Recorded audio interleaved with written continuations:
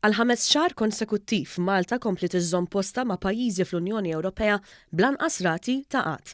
Dan joħroġ mill-aħħar statistika ppubblikata mill-uffiċċju tal-Istatistika tal-Unjoni Ewropea l-Eurostat illi turi illi f'Mejju li għadda Malta kellha l-5 lanqas rata ta' qatt fost il-pajjiżi kollha tal-Unjoni Ewropea.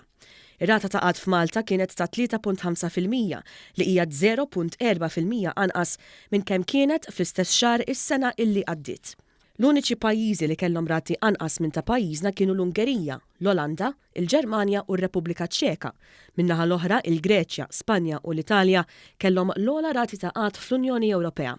Brata ta' 10.3% joħroġ ukoll li qatt fost iż-żgħażagħ f'Malta ta' taħt il-25 sena kien fost l-anqas fost iż-żgħażagħ Ewropej. L-istatistika tal-Eurostat issegwi statistiċi oħrajn importanti ppubblikati fl-aħħar jiem li juru li għall-ewwel darba fl-istorja ta' pajjiżna l-att ta' persuni ifittxu xogħol naqas taħt l-1700 ruħ. L-aħħar stħarriġ tal-Labour Force Survey wara wkoll li l-att ta' ħaddiema fis-suq tax-xogħol f'Malta laħaq ċifra rekord ta' aktar minn 241,000 ruħ. Konferma li l-ekonomija Maltija qed tkompli toħloq aktar impjiegi b'mod b'saħħtu fis-settur privat.